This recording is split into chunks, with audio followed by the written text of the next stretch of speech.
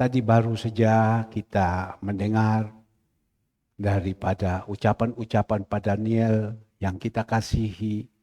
Dan beliau adalah seorang wakil gembala yang betul benar sungguh-sungguh mengasihi Tuhan.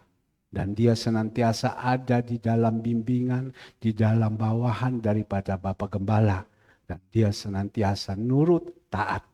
Ya, disitulah kalau kita mau nurut, taat kepada Tuhan kita Yesus Kristus. Tuhan kita Yesus Kristus pasti sayang kepada kita. Karena apa?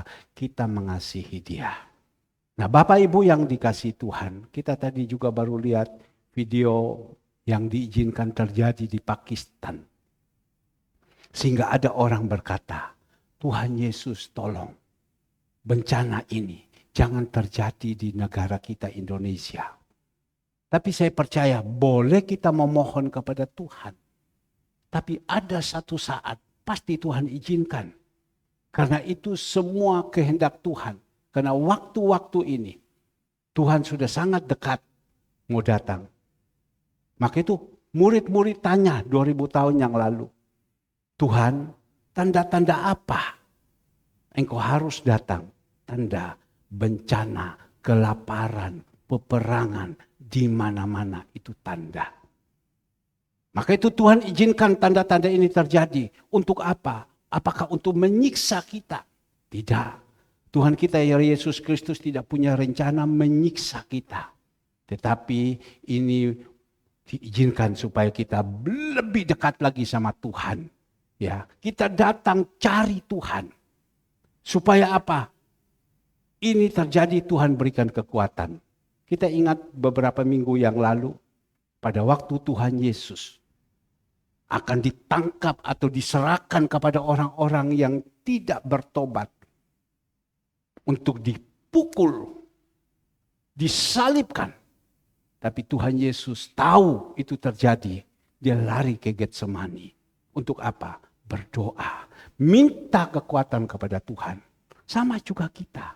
Diizinkan kesulitan-kesulitan yang terjadi. Bahkan nanti juga akan terjadi gempa kemana-mana. Terjadi puting beliung. Terjadi kesusahan-kesusahan. Bukan kita datang marah kepada Tuhan. Bukan kita jauh kepada Tuhan. Tetapi kita datang mencari Tuhan. Seperti Pak Daniel hari ini. Kita berdoa supaya dia kuat. Ya, dia dalam keadaan seperti ini. Dia datang cari sama Tuhan. Bukan dia katakan, oh tidak bisa, aku sakit. Aku udah mau ibadah. Tidak bisa, aku ada acara ini. Tidak bisa. Tapi dia tetap datang cari Tuhan. Disitulah Tuhan memperhatikan. Inilah yang dikatakan. Kalau kita sungguh-sungguh mencari Tuhan. Apalagi kita punya masalah, kita punya persoalan. Kalau kita mengasihi Tuhan, ya kita datang cari Dia. Kita mengasihi Dia. Berapa hari yang lalu, sebelum saya masuk dalam firman Tuhan. Berapa hari yang lalu, itu hari Senin. Hari Senin saya berpikir, Tuhan, ini hari Senin. Ini minggu ini hari Senin. Ya, saya bukan berbicara biaya, tidak. Tetapi itu uang juga itu butuh untuk biaya-biaya panti asuhan, untuk biaya-biaya operasional gereja, untuk biaya-biaya yang lain. Pada waktu itu secara manusia hari Senin saya bilang ini Tuhan gimana caranya? Ya, ada kebutuhan-kebutuhan yang begitu banyak. Saya hanya teriak, Tuhan bagaimana ini Tuhan? Kekuatan saya tidak mampu. Manusia terbatas. Dan manusia juga susah. Saya hanya teriak saja sama Tuhan. Tuhan, gimana ini Tuhan? Jalanku buntu Tuhan. Saya tidak punya kekuatan. Jalanku buntu Tuhan. Ya. Saya tidak punya kekuatan. Tapi siapa Tuhan yang saya mau berharap? Orang semua di luar pada susah. Gimana caranya Tuhan? Tuhan hanya keluarkan satu kata. 1 Korintus 2 ayat 9. 1 Korintus 2 ayat 9. Ya. 1 Korintus 2 ayatnya yang ke-9. Coba dikeluarkan. Ya, 1 Korintus 2 ayat 9. Kita lihat di sini. Tetapi seperti ada tertulis, apa yang tidak pernah dilihat oleh mata. Ya, ada tertulis apa yang tidak dilihat oleh mata. Dan tidak pernah didengar oleh telinga. Kan tidak mungkin. Dari mana? Dan yang tidak pernah timbul di dalam hati manusia. Semua yang disediakan Allah untuk mereka yang mengasihi Dia. Hanya waktu itu keluar satu bahasa firman Tuhan ini yang masuk sama saya. Kalau kita mengasihi Tuhan, kita mengasihi Dia, yang tidak pernah dilihat dengan mata, Tiffany tolong ke sini. Yang tidak pernah didengar dengan telinga. Yang tidak pernah ada dalam hati. Tuhan sanggup berikan. Karena saya lagi teriak sama Tuhan. Bagaimana Tuhan? Bagaimana Tuhan? Dan pada waktu itu, selesai saya renang, saya keluar. Tiba-tiba ada WA masuk. WA masuk. Loh, kok ada macam begini? Dia hanya berkata begini. Honggi, saya kepingin berikan. Woyau fungsikan nih. Saya mau persembahkan. Saya kepingin. Berarti Tuhan langsung jamah hatinya. Orang itu kan tidak mungkin dia lakukan itu. Tidak mungkin orang itu lakukan. Tapi Tuhan itu sanggup. Kalau kita berseru kepada Tuhan, Tuhan tolong. Tetapi kita mengasihi Dia. Kita sayang Dia. Kita hidup takut akan Tuhan. Dia jawab. Sampai selama 1 minggu itu. Tadi malam saya kaget. Ya, ada orang berkata, Pak, jangan berbicara seperti jumlah angka. Ya, nanti jemaat berpikir gimana. Saya tidak berbicara untuk jemaat, membuat jemaat lemah. Tapi inilah saya mau bangkitkan kepada jemaat. Berikan kekuatan kepada jemaat. Kalau kita mengasihi Dia, ini firman Tuhan berlaku dalam hidup kita. Saya harus sampaikan, saya tidak boleh sembunyi. Ini untuk berikan kekuatan kepada jemaat. Apa yang terjadi Bapak Ibu? Pada waktu itu Tuhan izinkan terjadi semua. Ya, saya tadi disuruh sama Tuhan, engkau harus saksi, ya, supaya ini memberikan kekuatan kepada jemaat. Sampai tadi malam, ya, berapa jumlah Tiffany? 52.826.500 rupiah. Berikan kemuliaan untuk Tuhan Yesus. Di dalam 1 minggu, ya. Kalau kita mengasihi Tuhan, maka itu tidak boleh mengandalkan kekuatan, tidak boleh mengandalkan manusia. Kita andalkan Tuhan, tetapi andalkan Tuhan, hidup ini dulu yang benar. Mengasihi Dia, Tuhan sanggup kok. Tuhan bisa siapkan dengan jumlah anggaran 52.800.000 sekian. Ya. Bisa lebih, sampai 60 lebih. Pak, duitnya untuk apa Pak? Itu loh, kebutuhan-kebutuhan yang ada. Hampir sudah selesai. Kami 1 minggu panti, anggaran besar sekali. Ya. Kalau kita tidak harapkan Tuhan, kita tidak sungguh-sungguh sama Tuhan. Kita tidak mengasihi Dia, mana bisa jalan? Semua pakai uang. Saya berharap saya berbicara ini. Bapak Ibu jangan berpikir yang tidak-tidak. Pak Herman sombong, tidak. Ini saya mau berikan kekuatan kepada Bapak Ibu. Supaya kita semua berusaha mengasihi Tuhan. Kita semua berusaha ada di dalam jalannya Tuhan. Kita berusaha jadi orang taat setia kepada Tuhan. Dan semua itu membutuhkan waktu, itu proses. Yusuf dia bisa naik sampai menjadi wakil daripada Firaun. Membutuhkan waktu 17, 18 sampai 19 tahun. Dan kita melihat pada waktu Yusuf menghadapi masalah demi masalah, masalah demi masalah. Dia ucap syukur. Tidak ada berlaku dosa. Dia jalan saja terus. Dia jalan saja terus. Yusuf diizinkan diproses melalui saudara-saudaranya. Diproses melalui orang-orang dekat. Yusuf tenang. Yusuf tenang. Yusuf tidak berlaku dosa. Yusuf tetap setia. Yusuf telah sangat jujur. Kita ingat pada waktu Yusuf diizinkan masuk di rumahnya Potifar. Sebelum dia masuk di dalam istana, diizinkan dulu dia dibersihkan. Dimandiin dulu. Karena waktu dari luar kotor. Secara jasmani, kotor-kotornya itu dibersihkan. Secara rohani, hati yang kotor-kotor itu dibersihkan. Pada waktu dia sedang dibersihkan dan lain-lain, dia lihat ada uang 2 peser ada di bawah. Dia ambil 2 peser ini. Dan dia tanya, siapa punya ini? Ya. Dia tidak kepingin. Siapa punya ini? Dia tidak kepingin. Dengan kejujuran. Justru dengan kejujuran, dengan kesetiaan, dengan takut akan Tuhan. Tuhan akan jadikan kita kepala bukan ekor. Naik terus dan tidak pernah turun. Pagi hari ini Tuhan taruhkan di dalam hati saya. Untuk saya menyampaikan kepada Bapak Ibu. Mohon maaf. Tadi saya duduk di belakang. Setengah jam sudah. Tuhan bilang tutup.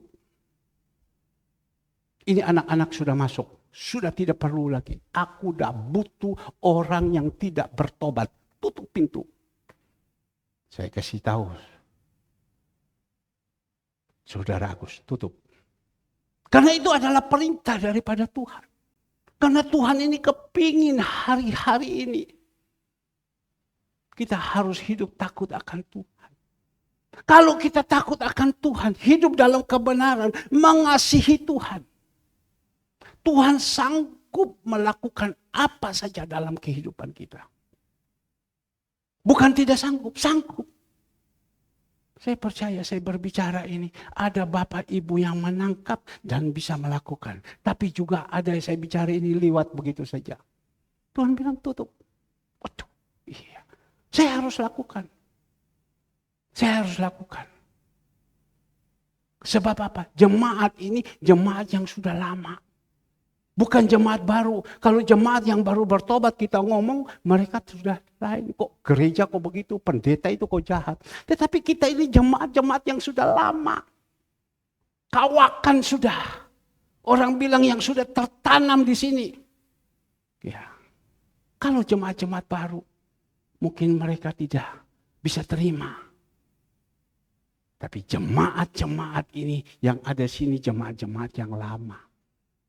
Tinggal bagaimana Bapak Ibu mau mendengar, melakukan, atau biarin saja.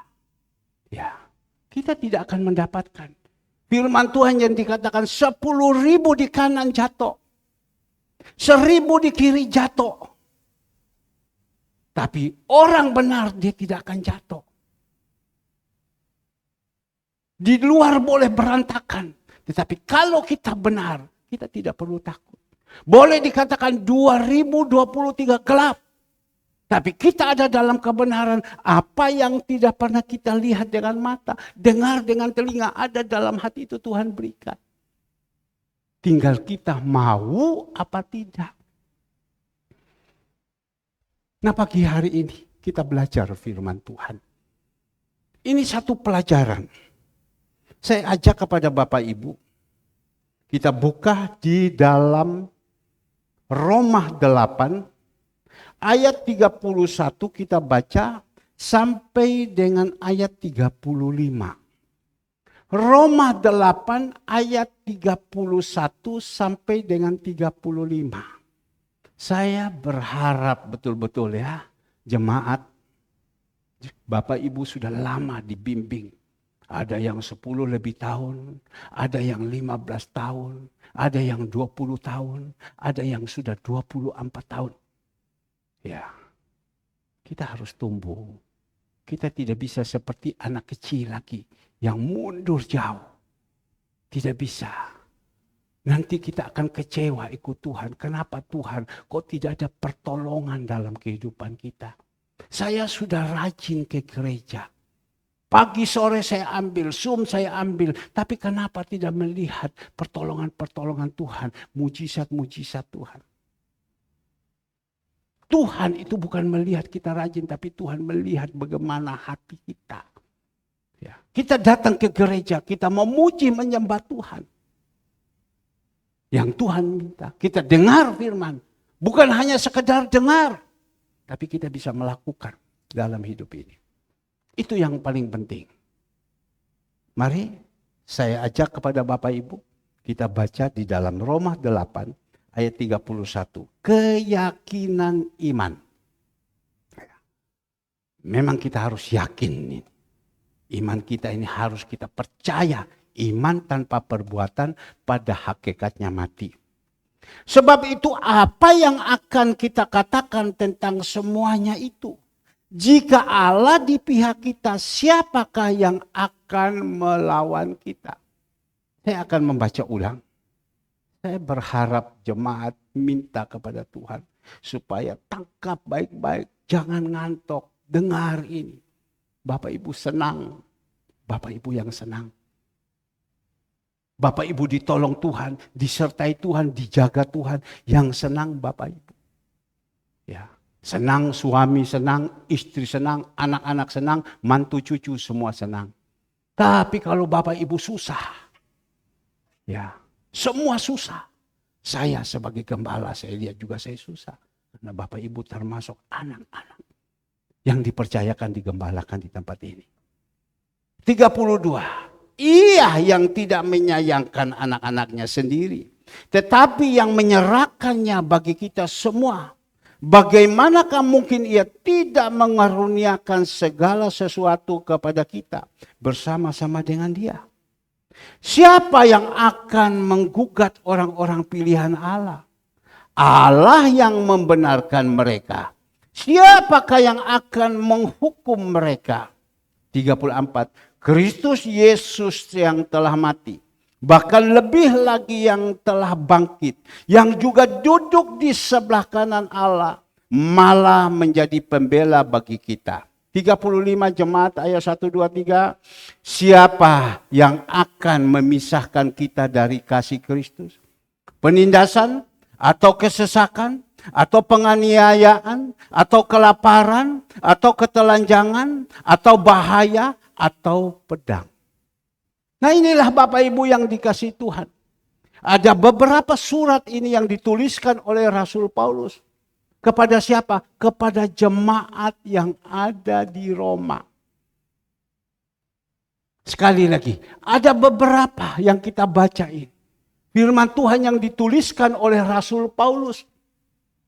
Kepada jemaat yang ada di Roma. Dia memberitahukan kepada jemaat di Roma. Dia ajar kepada jemaat di Roma. Supaya jemaat-jemaat di Roma ini yang sudah menjadi jemaat, kalian ini harus menjadi jemaat-jemaat yang militan. Jemaat-jemaat yang takut akan Tuhan. Jemaat yang mengerti firman Tuhan. Karena dikatakan umatku binasa karena tidak mengerti isi Alkitab. Dan juga dia sampaikan kepada jemaat-jemaat. Supaya jemaat belajar taat, belajar setia. Belajar tunduk kepada otoritas. Karena otoritas itu atau pemimpin itu yang dipilih oleh Allah. Tapi ada pemimpin atau gembala yang bukan dipilih oleh Allah. Tapi dia itu yang datang menyodorkan diri. Allah pilih saya, Allah pilih saya. Persis anaknya Isai kan, dipanggil, Tuhan bilang, Samuel panggil Isai, suruh keluarkan anak-anaknya. Kan dikeluarkan semua anak-anaknya. Tapi Tuhan bilang, aku udah pilih mereka. Aku udah pilih. Meskipun mereka ganteng, mereka cakep, saya tidak pilih. Yang saya pilih itu coba cari yang sedang ngangon wedus. 2-3 ekor, itu yang saya pilih. Karena saya melihat hatinya. Jadi ingat Bapak Ibu yang dikasihi Tuhan. Tuhan bukan melihat kita ini ganteng, cakep. Tapi Tuhan itu melihat hati. Barusan istri saya berkata, kakaknya yang dari daerah berbicara kepada istri saya. Setiap hari Minggu kami ikut ibadah Zoom, YouTube di gereja kami. Ya, dia bilang anak saya bukakan kasih sama saya. Dia hanya jawab begini, Aiji itu masih ganteng ya. Sampai sekarang ya. Mungkin saat ini dia dengar, Aiji itu masih ganteng ya. Sampai sekarang ya. Tapi yang Tuhan cari itu bukan gantengnya. Tuhan cari itu hati. Ganteng itu di luar banyak. Cakep itu di luar banyak. Cantik itu di luar banyak. Tapi yang Tuhan melihat itu hati. Kalau kita punya hati tidak baik, ya percuma. Percuma.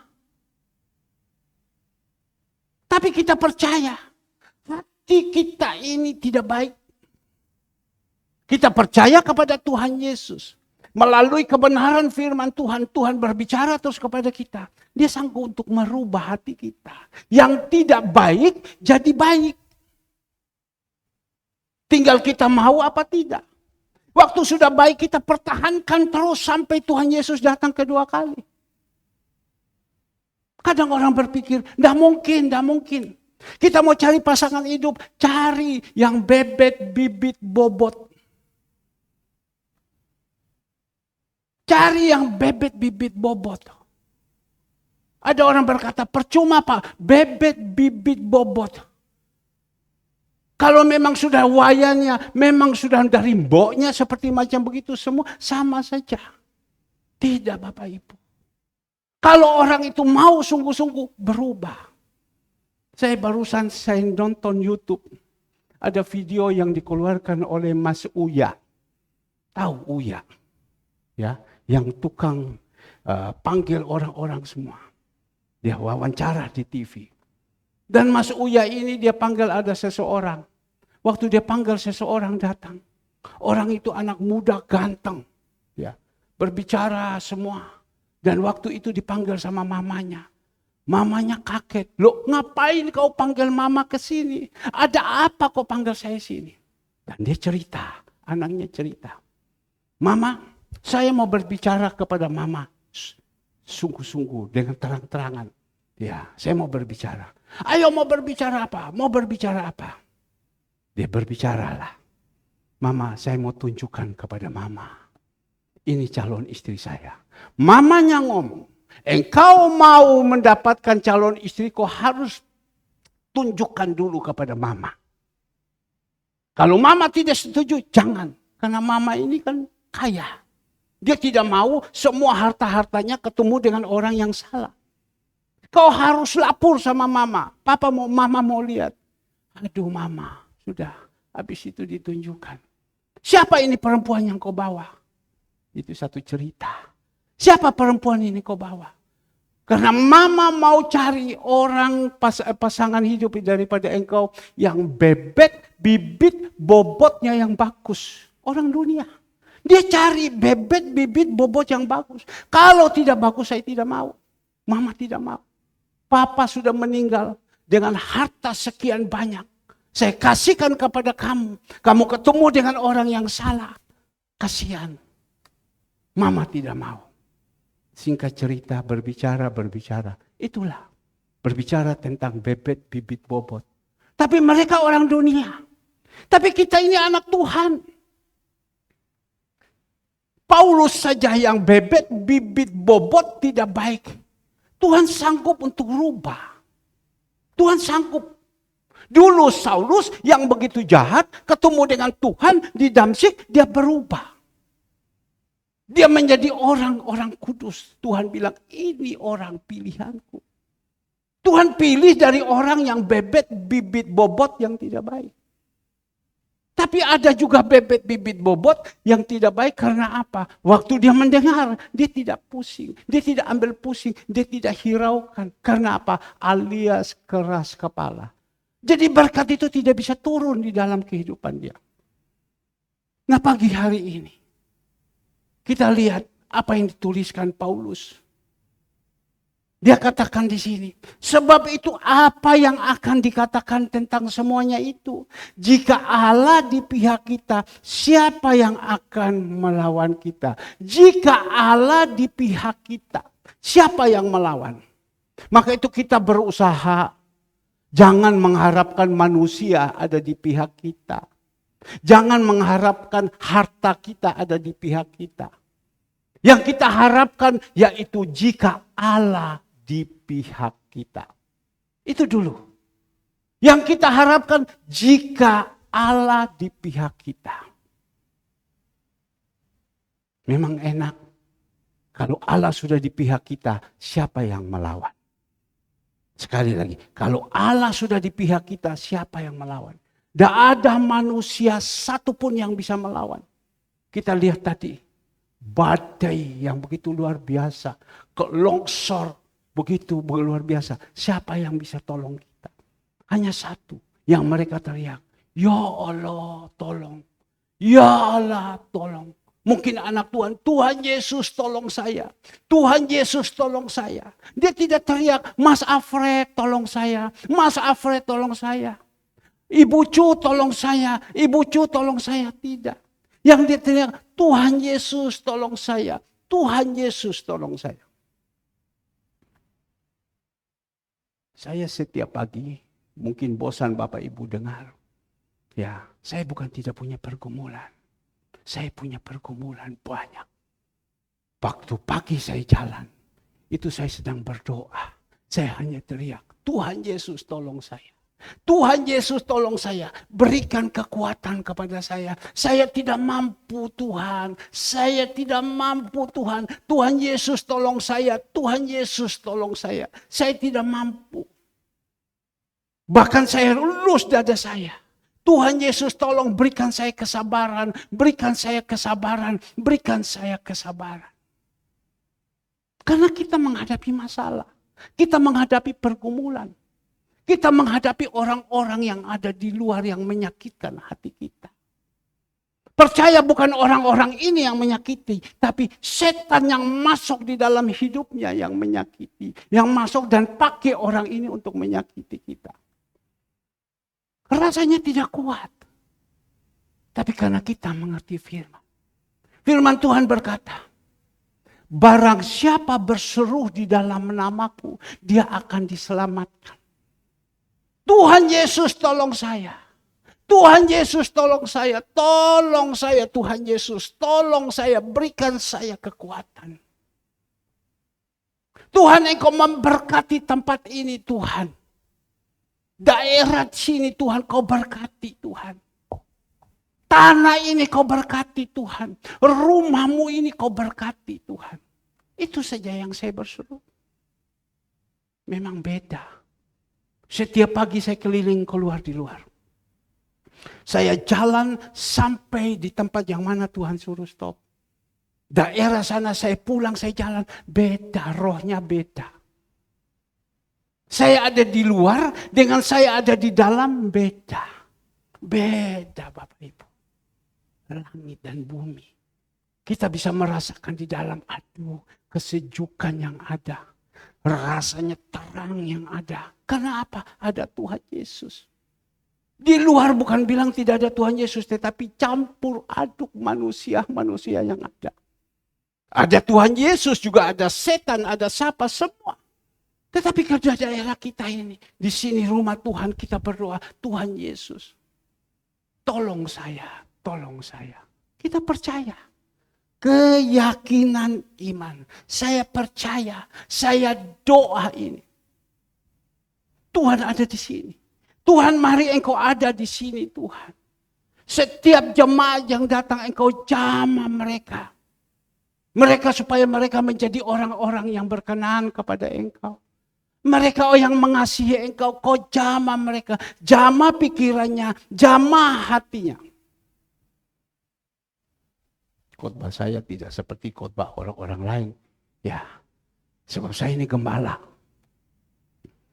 Saya poin kepada jemaat-jemaat yang ada. Maka itu kalau Tuhan sudah ada di kita, siapa yang bisa melawan? Tapi bagaimana Tuhan bisa ada di dalam kehidupan kita? Kalau kehidupan kita ini tidak benar. Kehidupan kita keluar dari jalurnya Tuhan. Tuhan ampunilah dosa-dosa kami. Kita mendengar waktu Firman, dia tulis di situ, gempah itu. Ya. Banjir bandang. Tuhan ampuni dosa-dosa kami. Tuhan tolong ampuni dosa-dosa kami. Kalau bisa jangan terjadi di daerah kita, negara kita Indonesia yang tercinta. Seperti Tuhan Yesus waktu di Getsemani. Kalau bisa cawan ini lalui.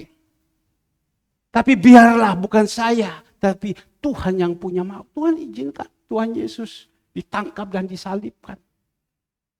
Kita boleh berseru kepada Tuhan, Tuhan tolong, Tuhan tolong, Tuhan tolong. Kalau bisa lalui Tuhan.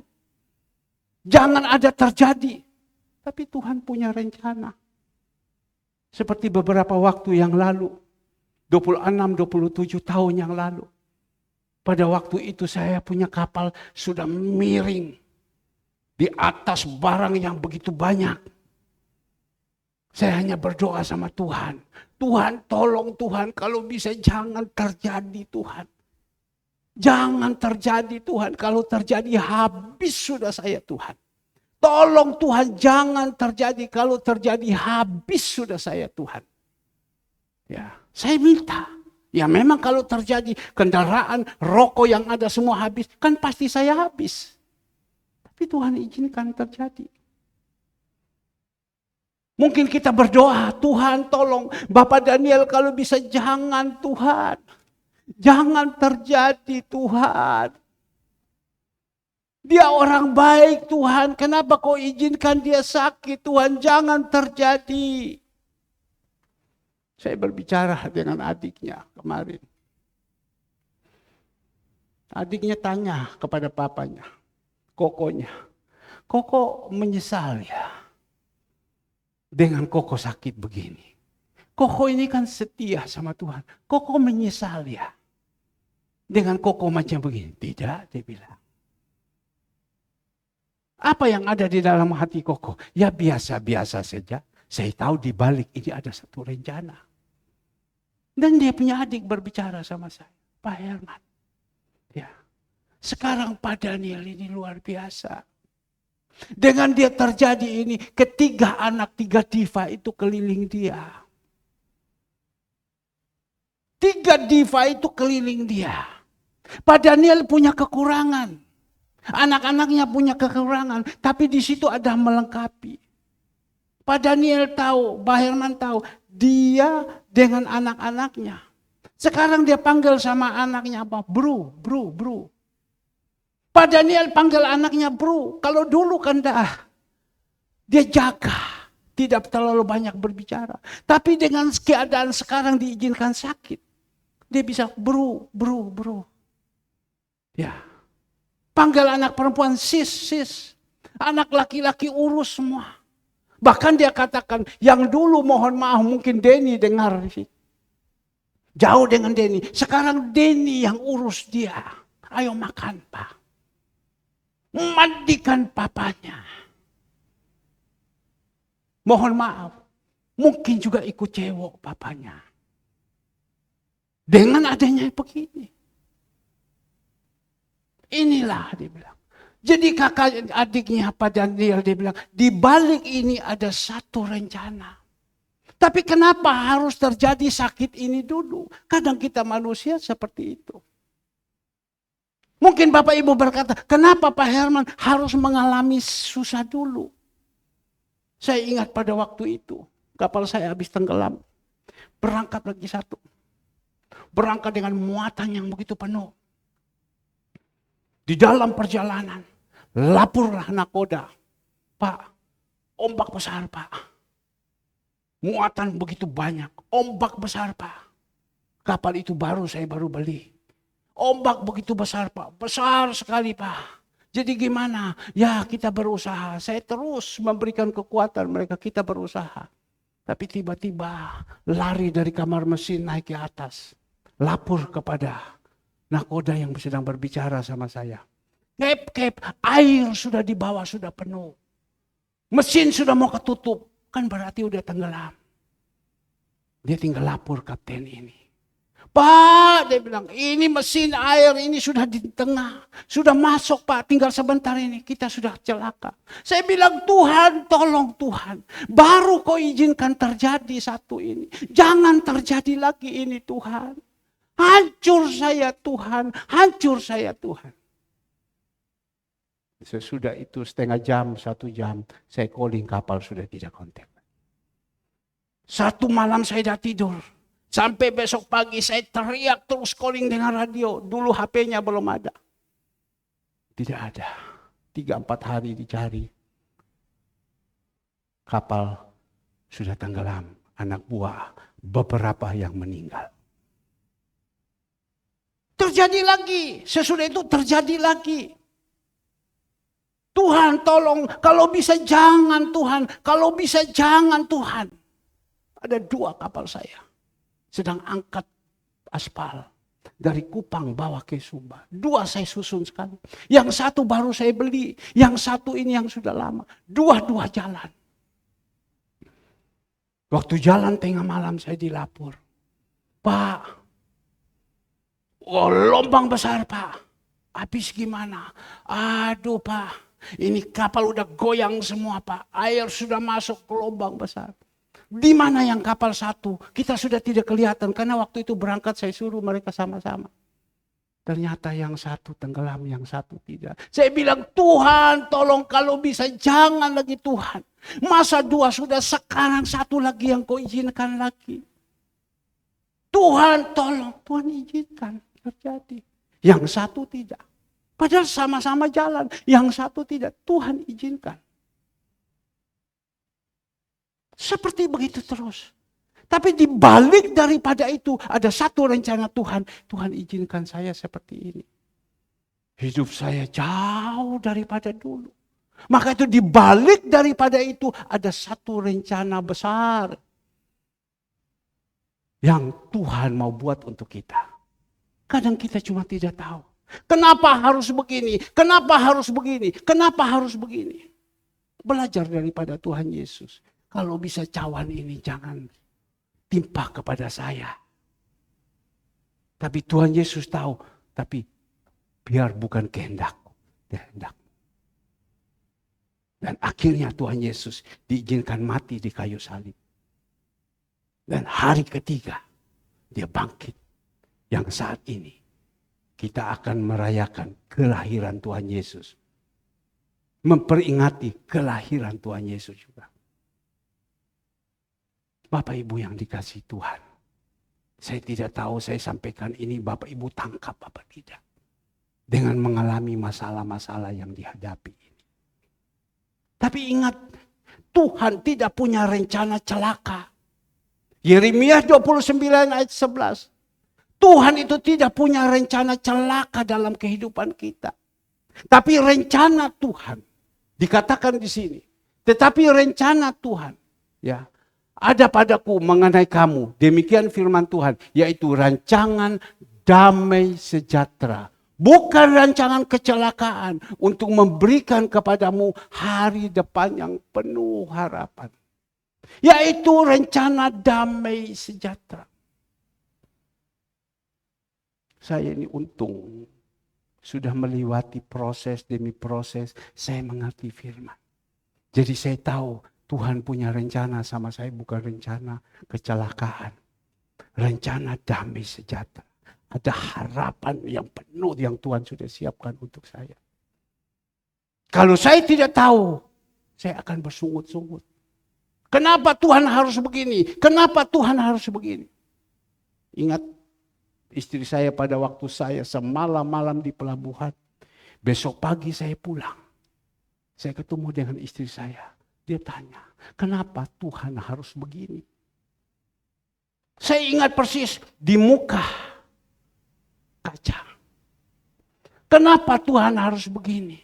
Kita sudah lakukan begini, sudah lakukan. Kenapa Tuhan harus? Maka itu kita harus punya satu pengertian firman yang dalam. Maka itu Bapak Ibu yang dikasihi Tuhan.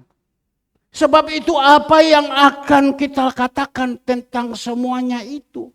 Jika Allah di pihak kita, siapa yang akan melawan kita? Allah bisa di pihak kita.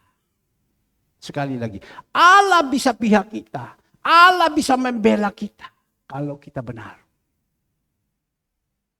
Kalau kita benar. Tetapi kalau kita hidup tidak ada dalam kebenaran, kita tidak jadi orang yang setia. Kita menjadi orang yang tidak taat. Kita adalah orang pemberontak. Allah bukan di pihak kita. Tentu pagi hari ini kita kepingin mendengar firman Tuhan ini. Tuhan, Engkau ada di pihakku. Engkau di pihakku. Kita ingat pada waktu itu. Raja Daud menghadapi dengan Goliat. Goliat menceritakan masalah. Masalah yang begitu besar. Goliat yang begitu tinggi. Perawakan dengan senjata kokoh, ampuh. Tapi gimana Daud ini? Tidak ada apa-apa, imut-imut. Sampai saudaranya bilang, engkau datang sini membuat kekacauan. Kau mau lawan dengan Goliat. Tapi kita melihat, karena Daud itu ada di pihaknya Tuhan. Tuhan bela. Dia hanya ngomong dalam nama Tuhan Yesus. Dia pakai kartapel saja, dia tarik. Tas. Jatuh, habis. Karena apa? Allah di pihaknya Daud. Saya berdoa di dalam 2023. Mari kita berdoa sama Tuhan supaya Tuhan ada di pihak kita. Tentu kita bilang, ya amin, amin. Tetapi kalau kita punya hati tidak menyenangkan hati Tuhan. Ya, gimana Allah bisa di pihak kita? Kepala di bawah, kaki di atas, Allah hanya goyang kepala. Kamu ini kok macam begini. Bagaimana bisa ada di pihak kita? Kita akan lanjut firman Tuhan. Dikatakan di dalam ayat 32. Ia yang tidak menyayangkan anaknya sendiri. Ya, ia yang tidak menyayangkan anaknya sendiri. Tetapi yang menyerahkannya bagi kita semua. Bagaimana mungkin ia tidak mengaruniakan segala sesuatu kepada kita bersama-sama dengan dia. Allah begitu mengasihi kita. Yohanes 3 ayat 16 coba dikeluarkan. Yohanes 3 ayat 16, karena begitu besar kasih Allah kepada dunia ini. Kepada dunia loh. Bukan untuk siapa. Allah itu menawarkan dunia. Karena begitu besar kasih Allah kepada dunia ini. Sehingga ia telah mengaruniakan anaknya yang tunggal. Anaknya yang tunggal, anaknya yang satu-satunya. Berikan kepada dunia ini. Dia korbankan kepada dunia ini. Di dunia ada siapa? Ya ada kita ini, Bapak Ibu saya. Kita tidak usah berbicara di luar. Memang di luar juga semua. Dia datang untuk dunia. Tetapi kita berbicara sekarang di sini. Kepada siapa? Kepada menang supaya setiap orang yang percaya kepadanya tidak binasa. Melainkan beroleh hidup yang kekal. Kita memperingati malam sunyi. Sunyi sedap. Memperingati hari kelahirannya Tuhan. Diizinkan anaknya yang tunggal datang. Untuk siapa? Untuk kita. Anaknya saja yang tunggal dia kasih. Untuk kita. Apalagi yang lain yang kita minta. Tuhan tolong saya Tuhan. Saya mau bayar ini Tuhan. Tuhan tolong saya. Saya punya rumah sudah bocor. Tuhan tolong saya. Saya punya rumah ini. Saya tidak punya rumah. Tuhan tolong saya. Gampang. Langit dan bumi serta seisinya dia punya. Tinggal bagaimana kita ini. Ingat, Bapak Ibu yang dikasihi Tuhan, ada 2 berkat. Supaya Bapak Ibu tidak terkecoh dulu. Berkat itu ada datang daripada Tuhan, ada datang daripada dunia. Kalau datang daripada Tuhan, itu kekal abadi. Kalau daripada dunia, itu sementara, fana. Kesembuhan itu juga ada datang daripada Tuhan. Kesembuhan itu datang juga dari dokter. Kemarin waktu saya pergi ke Pacet, saya bersama dengan kakak saya. Dan tadi pagi dia sudah pulang, Andre jam 2:30 sudah bangun pergi jemput dia. Antar ke lapangan terbang, dan antar ke lapangan terbang dia sudah berangkat, Andre pulang masuk kembali ke gereja.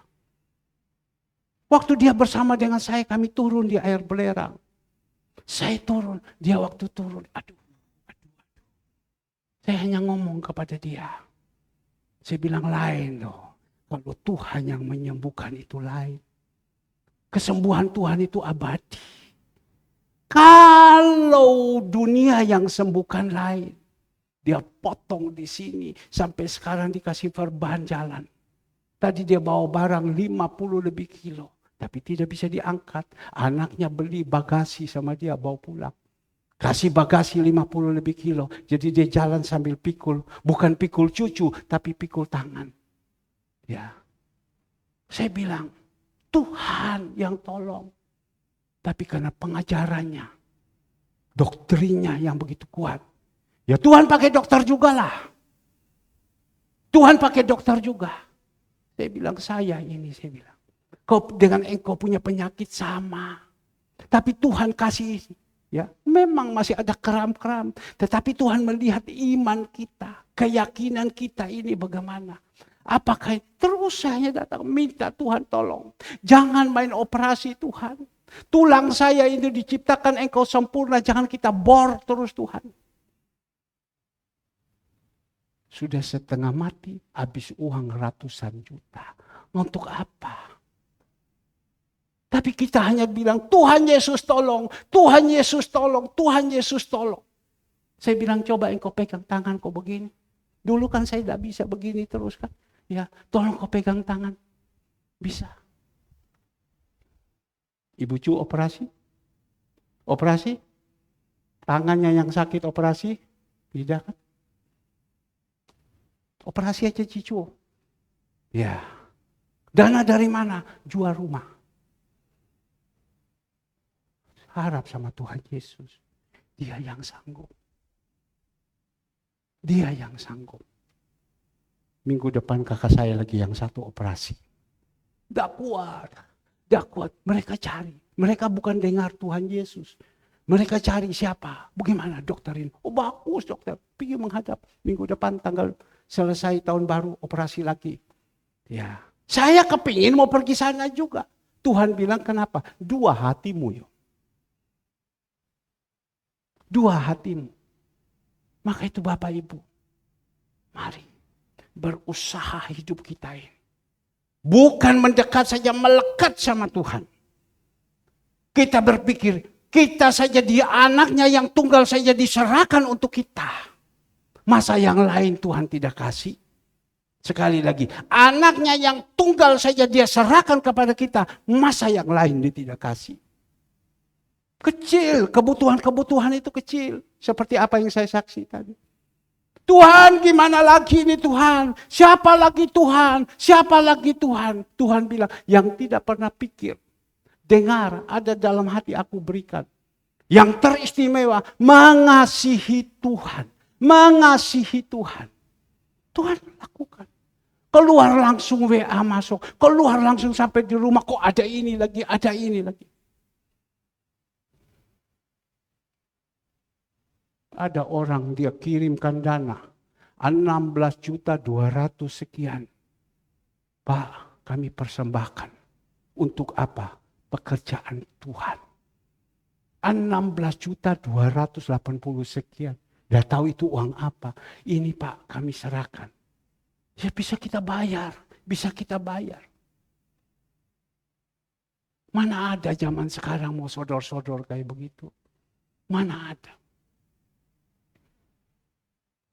Dan kita melihat di sini, ayat 33. Siapakah yang akan menggugat orang pilihan Allah? Allah yang membenarkan mereka. Siapakah yang akan menghukum mereka? Kristus, Yesus yang telah mati, bahkan lebih lagi yang telah bangkit, yang juga duduk di sebelah kanan Allah, yang malah menjadi pembela bagi kita. Kita harus tahu dulu. Saya berbicara kepada jemaat Tuhan ya. Jangan mengusik hamba-hamba Tuhan yang dipilih Tuhan.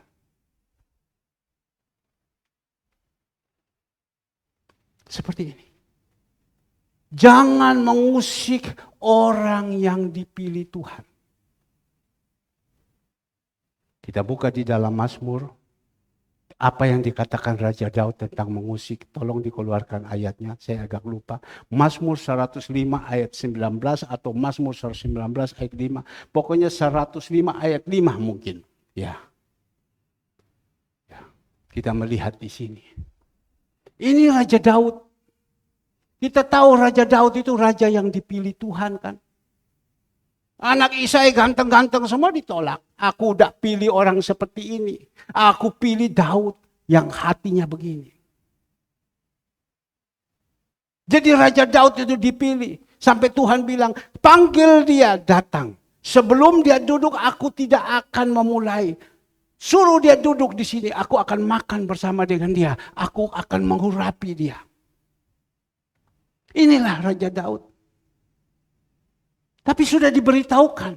Di dalam Mazmur 105 ayat 15. Dikatakan, jangan mengusik orang-orang yang kuurapi. Artinya apa? Memberikan orang-orang yang diurapi sakit hati. Jangan. Jangan buat orang-orang yang diurapi itu sakit hati. Kalau kita buat orang-orang yang sakit, yang diurapi sakit hati, berurusan kepada Tuhan. Dan jangan berbuat jahat kepada nabi-nabiku. Tidak boleh. Ini satu pelajaran jemaat Tuhan yang ada. Hari ini 39 orang yang datang. Saya berdoa, Bapak Ibu kalau mau mengasihi Tuhan, orang-orang yang diurapi jangan diganggu. Sebab kalau kita ganggu, kita berurusan sama Tuhan. Sekali lagi, kalau kita ganggu kepada orang-orang yang diurapi, kita mengusik dia, kita menyakiti hatinya, dan bahkan kita sengaja lakukan ini. Tidak ada ampun, Tuhan bilang. Ibrani 10 ayat 26, kita sengaja. Ibrani 10 ayat 26. Ya, dikatakan. Bahkan kita sengaja dikatakan. Sebab jika kita sengaja berbuat dosa sesudah memperoleh pengetahuan tentang kebenaran, maka tidak ada lagi korban untuk menghapus dosanya. Kita tahu ini, tapi kita sengaja. Kalau kita tidak mengerti ya sudah. Maka itu adakan firman Tuhan. Umatku binasa karena tidak mengerti isi Alkitab. Karena dia tidak tahu isi Alkitab, dia sengaja. Dia bukan sengaja, dia tidak tahu. Tapi kalau kita ini tahu, kita mengerti. Bahkan kita ada di mimbar, kita sampaikan firman Tuhan. Kita melayani, kita sebagai singer. Kita sudah menyampaikan firman Tuhan di Zoom. Sudah mengerti, sampaikan di doa-doa malam. Tapi kita tahu ini, kita masih berbuat seperti itu. Mengusik terus, membicarakan yang jelek-jelek tentang hamba-hamba Tuhan. Hamba Tuhan, kalau dia jelek, urusan dengan Tuhan. Tapi kita sengaja berbicara itu, sengaja berbicara. Urusan kita sama Tuhan. Sehingga Tuhan berkata di sini, ayat 33. Siapakah yang akan menggugat orang-orang pilihan Allah? Siapa? Ini ayat ini, firman Tuhan hari ini saya sampaikan. Saya mau pindah, saya mau cari yang lain. Tapi Tuhan bilang, engkau harus sampaikan. Engkau harus sampaikan. Engkau harus sampaikan, harus kau sampaikan supaya mengerti. Siapa? Yang membela itu dia katakan Tuhan yang sudah lahir ke dunia. Yang mati untuk kita, bahkan bangkit, dia yang membela. Bapak Ibu, firman Tuhan itu pedang bermata dua. Kita mau sampaikan itu terjadi juga di dalam hidup kita. Saya sampaikan ini beberapa waktu yang lalu. Saya datang kepada seseorang. Saya ngomong sama dia dah nganggap. Saya diam. Saya ngomong sama dia dah nganggap.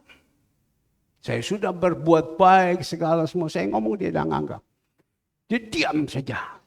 Saya suruh lakukan ini, dia diam juga. Tapi kan saya harus sabar. Saya harus sabar. Saya mau sampaikan firman Tuhan itu terjadi. Saya harus sabar. Pada satu saat, saya datang. Orang itu sedang duduk atau sedang tidur. Saya datang kepada dia, saya berbicara dengan baik-baik. Tolong ya, nanti habis ini kau lakukan ini ya. Dia dia tidur kembali lagi. Wih, saya bilang Tuhan bilang sabar. Saya kan ngomong, kau lakukan ini. Langsung ngamuk, bangun, tidur kembali lagi. Gitu. Ya itu, kalau saya dulu manusia lama, saat itu saya panggil, tidak usah ngomong banyak, mungkin saya pukul. Kalau itu dulu manusia lama. Tetapi kita ini kan sudah harus jadi contoh, jadi teladan. Kalau dulu saya manusia lama, saat ini keluar. Ini titik.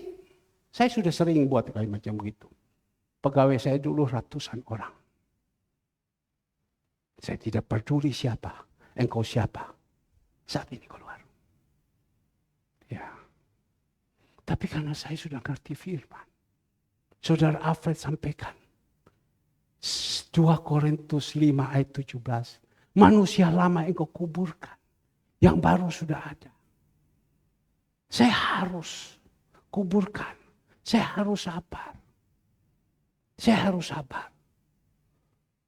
Saya jalan. Saya tidak kuat. Tuhan tolong saya. Ini kan daging. Tuhan tolong saya. Kasih kekuatan. Maka itu saya berterima kasih kepada jemaat. Yang setiap pagi doa kepada saya setiap sore waktu ibadah Zoom, Tuhan Yesus tolong berikan kekuatan kepada Bapak Gembala. Berikan kekuatan kepada Bapak Gembala. Kalau Bapak Ibu tidak doakan saya tidak mampu. Ini daging menusuk betul-betul. Aduh. Saya jalan, saya datang kembali lagi. Kenapa kamu kok bikin begini sama saya? Saya tahu dia tidak salah. Tapi karena dia tidak mengerti firman.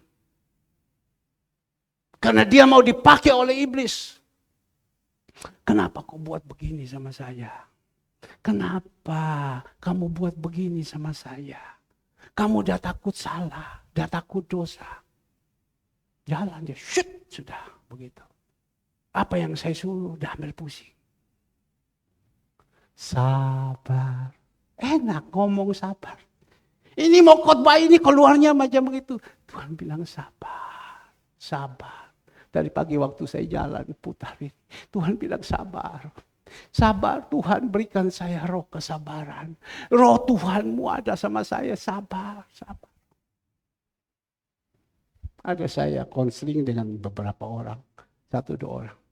Mereka tanya kepada saya. Pak, Ibu Gembala bagaimana diproses juga kayak gitu? Enggak, saya bilang. Anak Bapak 2-2. Ya enggak, ya cuma saya aja yang diproses. Cuma saya saja yang diproses. Kalau saya sabar, saya membawa berkat. Karena saya sebagai seorang pemimpin, saya seorang gembala. Ibu tidak biasa. Kedua anak biasa. Ya. Tetapi yang diproseskan saya. Orang yang dipilih Allah. Sementara ini di gereja ini, saya yang masih dipilih Allah untuk memimpin ini. Kecuali kalau saya sudah dipanggil wa inna lillahi, Tuhan panggil siapa lagi?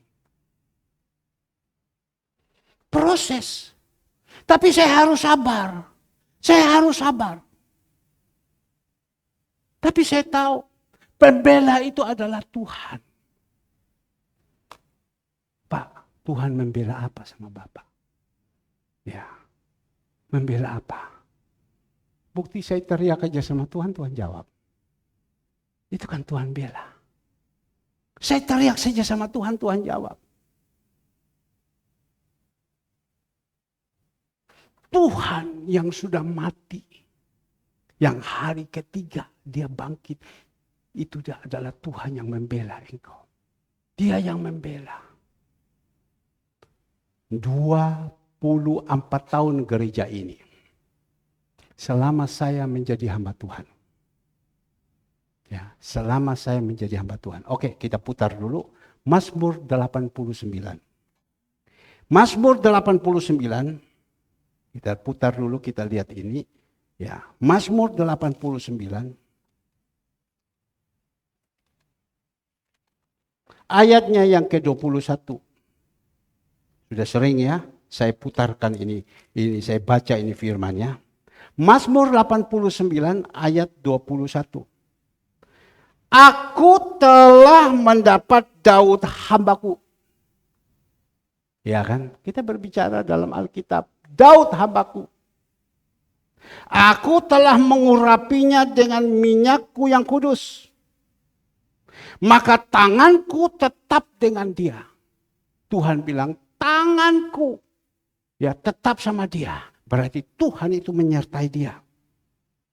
Bahkan lenganku meneguhkan dia.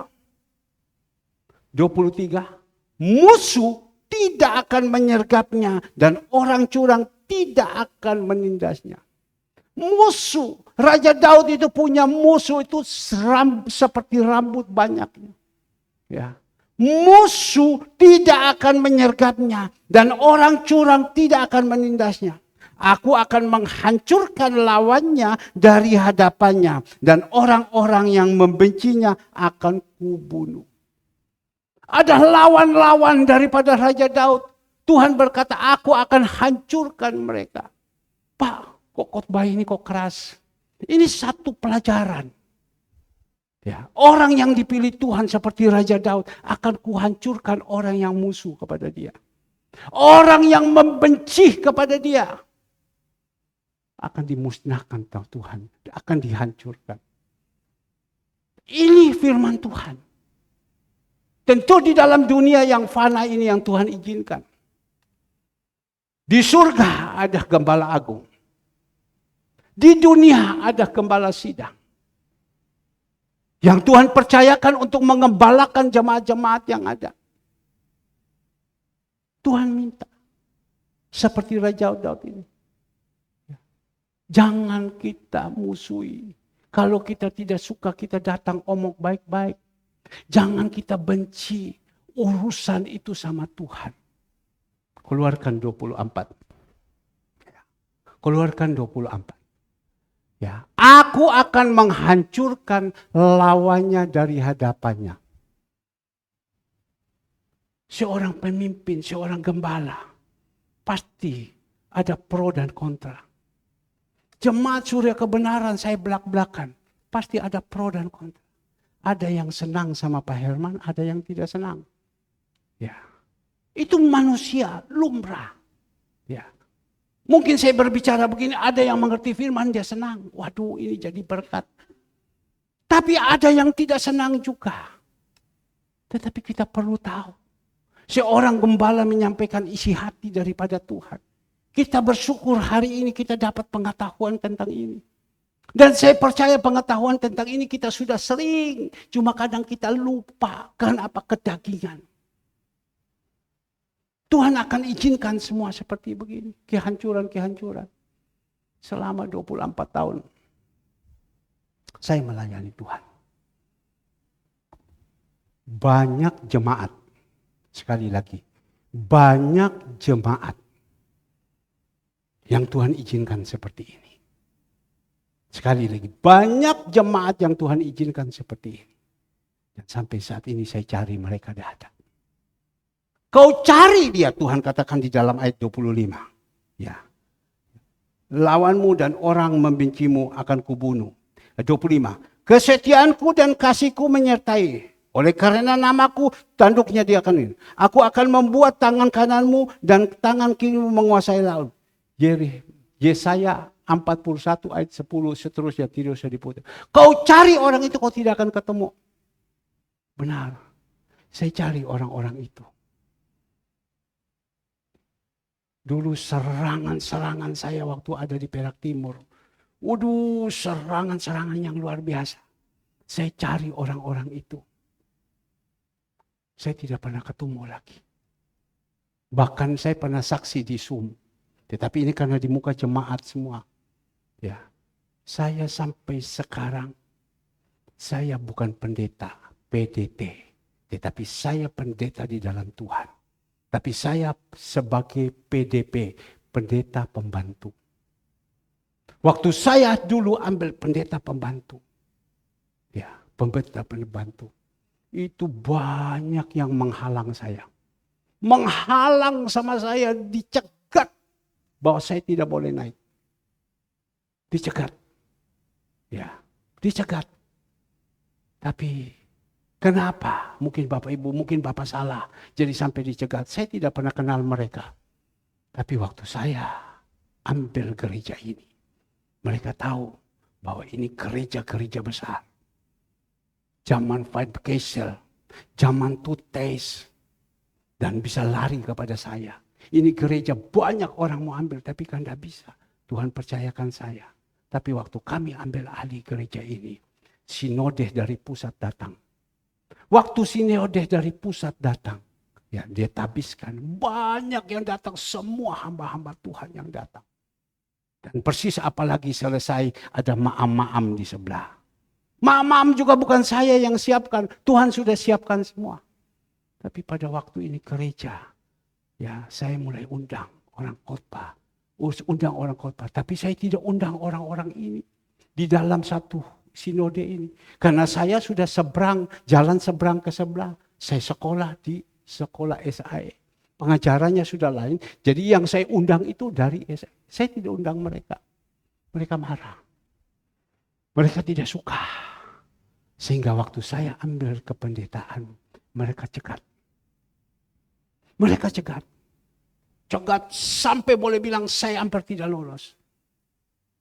Tapi sinode itu datang. Beritahukan kepada saya, Pak, ini kok cegat sama Bapak sekian banyak. Ya sudah. Tetapi ada satu hamba Tuhan. Namanya Fatoni. Dia hanya ngomong itu orang-orang. Dia bilang, kamu lihat. Di dalam firman Tuhan.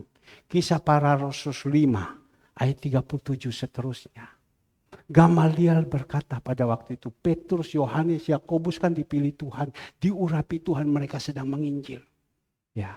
Tapi mereka cegat, mereka masukkan dia di dalam penjara. Dan mereka larang, tidak boleh sebutkan lagi nama Yesus. Gamaliel bilang apa? Jangan, kamu tidak boleh cegat orang ini. Kalau kamu cegat orang ini, kalau dia dipilih Tuhan, nanti kamu yang urusan dengan Tuhan. Tapi kalau dia tidak dipilih Tuhan, ya oke. Gamaliel berkata, ahli Taurat ini, Theodas, dia mempunyai 400 orang pengikutnya. Tapi dia tidak disertai Tuhan, tidak dipilih Tuhan. Tapi dengan kekuatan sendiri dia habis. Dengan sendiri dia habis. Tapi kalau ini orang yang dipilih Tuhan, Petrus, Yohanes, Yakobus, nanti kamu berurusan. Nanti kamu sendiri yang susah. Kamu lawan Tuhan. Di Kisah Para Rasul 5, ayat 37, 38, 39 sampai 40. Kamu lawan Tuhan. Dan juga hamba Tuhan itu ngomong. Kalau dia dipilih Tuhan, kamu berurusan sama Tuhan. Jangan. Tapi mereka lawan. Bapak Ibu. Kalau saya tidak salah ingat ada 8 hamba Tuhan yang lawan. Seorang gembala-gembala semua. Saya cari mereka sekarang tidak ketemu. Ada yang meninggal. Gembalanya Medaeng. Ya, loh Medaeng kok ada gembala? Ada ibadah di sana, dia gembala. Ada pengusaha juga segini. Dia ada berapa semua. Saya cari sudah tidak ketemu lagi. Dah ketemu karena apa? Tuhan membela. Kalau orang itu yang dipilih Tuhan, ya kita melihat. Ya, itu Tuhan akan sertai, Tuhan sertai, Tuhan sertai. Maka itu Bapak Ibu yang dikasih Tuhan. Saya perlu juga saksi. Ada orang yang selama 24 tahun bermusuhan dengan saya. Bahkan bagian-bagian saya diambil dan lain-lain segala semua. Ya, mereka sampai sekarang tidak ada apa-apa. Mereka susah. Mereka susah. Mereka sampai sekarang tidak ada apa-apa. Mereka susah. Susah mereka. Karena apa? Karena Tuhan. Saat-saat ini di depan-depan saya itu masih ada semua itu sedang berkelimpangan kesusahan. Ya, karena apa? Bertabrakan. Saya tidak pernah berbuat salah mereka. Saya hanya diam. Saya lari. Tapi ingat, kalau kita sudah di dalam Tuhan, ya, orang-orang dunia akan benci kepada kita. Kalau kita sudah menjadi pilihan Tuhan, orang-orang dunia akan benci kepada kita. Dia benci kepada kita, tetapi dia benci kepada kita, apalagi benci untuk pekerjaan Tuhan yang di sini. Saya tahu. Ada beberapa jemaat yang sudah keluar berusaha mau menghancurkan pekerjaan Tuhan yang ada di sini. Saya terbuka. Ada beberapa jemaat yang sudah keluar, mereka berusaha mau menghancurkan pekerjaan Tuhan di sini. Ini saya bilang ini pekerjaan Tuhan. Bukan pekerjaannya siapa. Tidak ada satupun yang bisa menghancurkan pekerjaan ini. Kamu boleh tutup di sini, Tuhan buka di sini. Kamu boleh tutup di sini, Tuhan buka di sini. Kau boleh menghancurkan dari sini, Tuhan bukakan di sini. Maka itu Tuhan bilang, kalau aku di pihak engkau, siapa yang melawan? Banyak orang berkata begini, gimana ini jemaat? Saya tidak ada, masih jalan enggak? Coba lihat, jahat. Saya sudah bilang, jemaat semua yang datang dari jemaat surga kebenaran yang datang di sini. Ya.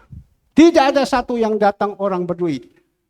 Ini mohon maaf. Semua dalam keadaan proses, dalam keadaan susah. Maka itu kita diajarkan terus firman Tuhan, firman Tuhan. Tetapi karena kedagingannya tidak bisa terima lompat. Mereka berusaha. Saya dapat laporan. Mereka tanya, gimana gereja itu masih jalan dah? Dapur-dapur, panti-pantinya masih jalan dah? Jalan kok. Tidak pernah susah. Butuh teriak. Butuh teriak. Dan tidak pernah kita mengandalkan manusia. Tuhan sudah ajarkan sama saya, kau tidak bolehkan andalkan kekuatanmu. Kau tidak boleh andalkan orang ini. Kau andalkan saya saja. Kalau kau andalkan manusia, andalkan kekuatan, terkutuk kau. Yeremia 17 ayat 5. Saya tidak mau Tuhan katakan, terkutuk. Saya tidak mau, memang tidak enak Bapak Ibu. Kalau kita andalkan manusia itu tidak enak. Kita mengandalkan kekuatan sendiri, di mana kemampuan kita. Tapi Tuhan bilang andalkan Tuhan. Kenapa tadi saya kasih tunjuk kepada Bapak Ibu? Dalam 1 tahun ini, ya, dalam 1 tahun ini, kalau 1 tahun yang ini, 1 tahun, 2 tahun yang lalu, Saudara Alek pernah bersaksi. 1 tahun atau tutup tahun, Tuhan berkati dia 600-700 juta. Ya. Kami gereja, ya, 1 tahun itu Tuhan siapkan dan berkati 500 juta. 500 juta untuk kebutuhan semua ini. Ya. Tetapi di dalam tahun ini, jemaat seperti ini, Tuhan lipatkan 2 kali lipat. Sekali lagi berikan kemuliaan untuk Tuhan Yesus. Tuhan lipatkan 2 kali lipat. Bukan 500 juta, 1 miliar Tuhan lipat. Ini bukan kita omong uang. Karena apa? Kita tidak andalkan manusia. Mau andalkan siapa? Kemarin saya berbicara kepada Pak Tulus. Pak Tulus. Kamu punya sumbangan untuk aksi peduli sudah kamu kirim. Ya, sudah diisi Om hari Jumat. Tapi saya lupa untuk kirim. Perpuluhannya kamu bagaimana? Ya sudah disiapkan. Tapi saya lupa untuk kirim. Saya nasihati dia. Kau belajar. Ya. Tapi kita melihat. Tuhan itu sanggup. Maka itu kita jadi orang. Supaya kita tidak mengandalkan kekuatan, tidak mengandalkan manusia. Kerohanian kita itu harus tumbuh dulu. Kita mengasihi Tuhan supaya kita tahu. Di mana-mana gereja. Pasti ada pro dan kontra. Orang yang sudah disusupi dengan kegelapan-kegelapan. Roh-roh dunia yang ada. Dia pasti tidak kepingin. Ini gereja pasti hancur. Pasti hancur gereja ini. Tidak hancur. Malah Tuhan buat. Mungkin kelihatan jemaat seperti begini. Tapi Tuhan bilang kau tenang. Kau sabar. Itu proses. Makanya kemarin saya berbicara dengan seseorang. Pak, bagaimana Pak? Ibu gembala diproses enggak? Tidak. Andre Kesia diproses. Saya yang diproses. Kalau saya kuat, saya menghadapi ini. Kita diberkati dan jemaat juga diberkati. Mungkin Bapak Ibu berkata, enak ya Pak Herman. Enak ya. Bapak Ibu ada harga yang saya bayar. Orang bisa berkata kepada saya. Orang bisa sama saya. Saya harus sabar. Saya harus sabar. Makanya tadi pagi waktu saya doa. Saya bilang, Tuhan tolong. Sabarkan saya Tuhan. Sabarkan saya Tuhan. Ini daging sudah melompat Tuhan. Ini daging sudah melompat. Tapi tolong Tuhan. Sabarkan saya Tuhan. Sabarkan saya. Tuhan bilang, kasih. Ya, kasih. Apa itu kasih? Pertama, itu sabar. 1 Korintus 10 ayatnya yang ke-4. Kalau saya tidak salah. Tentang kasih. Kasih 1 Korintus 13 ayat 4 kalau saya tidak salah. Ya coba 1 Korintus 13 ayatnya yang ke-4. Nah puji Tuhan. Apa itu kasih? Kasih itu sabar. Kasih itu murah hati. Kasih itu tidak cemburu. Ya tidak memegahkan diri dan tidak sombong. Sabar. Tuhan tolong. Engkau ini kan penuh dengan kasih.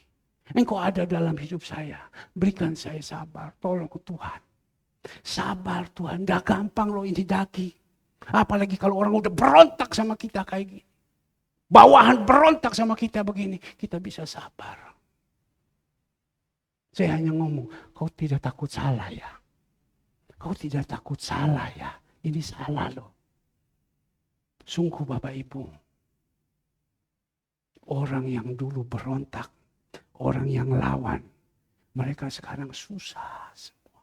Saya melihat, aduh Tuhan. Saya dah mentolo. Kasihan mereka ini susah. Gimana Tuhan? Saya teriak sama Tuhan. Tidak bisa. Saya teriak sama Tuhan, tidak bisa. Itu jalan terus. Kita ingat Korah, Datan, dan Abiram. Mereka itu adalah pemberontak-pemberontak kepada Musa. Musa itu adalah gembala bangsa Israel pada waktu itu. Musa itu yang dipilih sama Tuhan. Mereka berontak, mereka melawan. Kita lihat Maryam kakaknya. Harun kakaknya berontak kepada Musa. Orang yang sudah dipilih Tuhan, jadinya apa? Kusta. Kasihan. Kalau kita sudah jadi kusta, orang sudah tidak mau dekat sama kita lagi. Hidup kita penuh dengan kekustaan. Siapa yang mau dekat dengan orang kusta? Kita melihat. Dikatakan di dalam firman Tuhan. Kau cari orang itu, kau tidak akan ketemu. Kau tidak akan ketemu. Dan saat ini firman Tuhan kita melihat. Apa yang dikatakan tadi di dalam ayat 34. Roma 8 ayat 13. Kristus Yesus yang telah mati, bahkan lebih lagi yang telah bangkit, yang juga duduk di sebelah kanan Allah, yang malah menjadi pembela bagi kita. Siapa pembela? Kristus Yesus yang telah mati. Nanti sore ada perjamuan kudus. Darahnya tercurah. Kita minum. Sebelum dia ditangkap, dia panggil murid-murid. Dia pecah-pecahkan daging itu rotinya. Yang telah mati. Bahkan lebih lagi telah bangkit. Dia bangkit dari kematian. Yang juga duduk di sebelah kanan Allah. Yang malah menjadi pembela bagi kita. Dia yang membela kita. Bukan siapa-siapa. Manusia mau bela bagaimana? Yesus menjadi pembela. Saya berbicara dengan saudara Andre. Andre katakan, Papa, kalau orang itu baik sama Papa pasti dia bela. Ya, tapi kalau dia kepahitan sama Papa, dia tambah tusuk. Ya, tapi kalau Yesus pembela, betul-betul dia bela. Dia bela. Kalau orang itu dia baik sama Papa, orang itu orang baik, dia pasti bela. Tapi kalau orang itu tidak baik, dia kepahitan sama Papa, pasti dia tusuk. Ya itu manusia. Maka itu butuh sekarang firman Tuhan. Siapa pembela yang kepada kita? Yesus. Dia adalah, tolong dikeluarkan, dia yang membela. Yang malah menjadi pembela bagi kita. Yesus ini yang telah mati dan hari ketiga dia bangkit menjadi Tuhan. Dia yang menjadi pembela bagi kita. Kalau aku di pihak engkau, siapa melawan? Dia menjadi pembela. Saya pernah cerita beberapa saat yang lalu. Ada orang datang kejar sampai di sini. Ya itu urusan orang. Ya, tapi waktu dia datang, dia ketemu dengan saya. Berbicara dengan saya. Dia jadi getar. Aduh, dia bilang. Saya ketemu dengan Bapak Pendeta. Enggak apa, enggak berurusan Pak. Saya pinggir. Pak tolong doakan saya Pak. Tolong doakan saya doakan dia.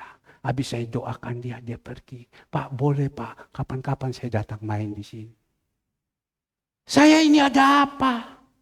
Saya ini rambut putih, cuma sekarang udah disemir. Jadi kelihatan hitam.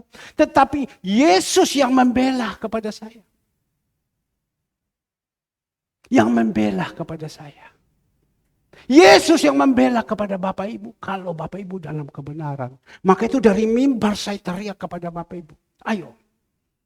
Dalam hari-hari yang terakhir ini. Minta Yesus membela kita. Minta Tuhan bela saya. Tuhan bela saya. Tuhan bilang bagaimana saya bela kamu. Ayo genain hidupmu dulu. Ya. Genain hidupmu. Aku bela kamu. Dalam segala hal aku bela. Aku bela kamu. Tuhan menjadi pembela. Bahkan dikatakan di dalam ayat 35 terakhir. 35 terakhir. Ya. Tolong sabar sedikit ya. Terima berkat semua ya. 35. Siapakah yang akan memisahkan kita dari Kristus? Penindasan? Kesesakan? Penganiayaan? Atau kelaparan? Atau ketelanjangan? Atau bahaya? Atau pedang? Siapa yang bisa memisahkan kita dari Kristus? Kadang kita jadi anak Tuhan ketemu masalah beginian. Sudah saya tidak mau melayani. Saya tidak mau ke gereja. Kenapa Tuhan harus begini? Tidak adil gini-gini. Siapa yang bisa memisahkan kita dari kelaparan? Kadang kita belum ditolong sama Tuhan. Kalau kita belum ditolong sama Tuhan, kita memikirkan kenapa Tuhan kok belum tolong kita? Apakah belum waktunya? Kalau engkau minta helikopter sama saya, ya saya tahu belum waktunya, saya belum kasihlah. Kalau kau minta sama saya rumah gedongan, kalau belum waktunya jangan saya kasihlah. Tapi kalau sumpama makan, minum aku siap. Tapi kalau sampai kita kelaparan karena dosa, ya kita bertobat. Tapi jangan sampai dengan ketelanjangan, kelaparan kita pisahkan dengan Tuhan. Rasul Paulus mengatakan, siapakah yang akan memisahkan kita dari kasih Kristus? Kadang dari penindasan, tekanan-tekanan. Kadang dari kesesakan hidup ini. Kadang dari penganiayaan yang ada. Kadang daripada kelaparan. Kadang dari ketelanjangan. Kadang dari bahaya. Kadang dari pedang.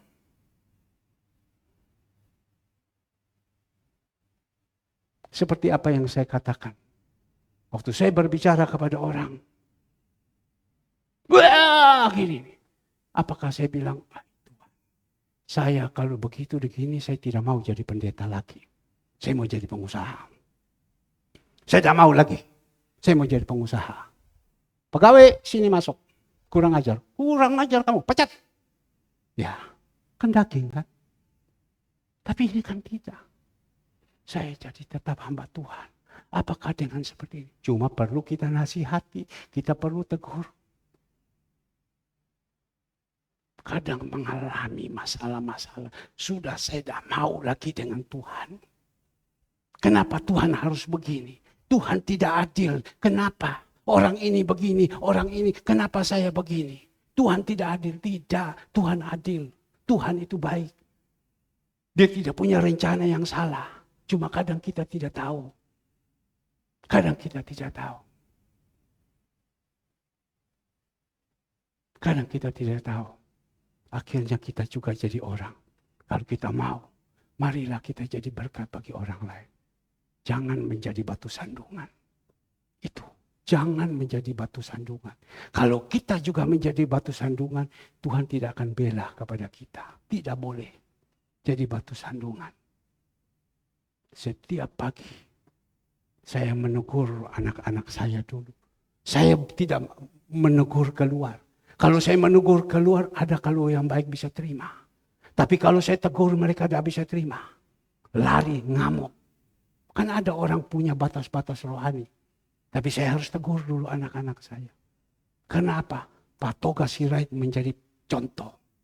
Di dalam Zoom, jam 5 tepat, jam 7 tepat, sebelumnya dia sudah hadir dengan Ibu Silce. Ya, tapi kadang kita ini sudah jam 5. Andre, tidak jawab. Turun lewat 5 menit. Turun lewat 3 menit. Aduh Andre, tidak jadi contoh. Saya omong anak. Anak tidak mungkin dia berontak sama saya. Tidak mungkin. Kalau jemaat saya ngomong, mungkin marah pulang. Sore biar perjamuan kudus saya tidak mau datang lagi. Aku metuis. Banyak gereja di luar.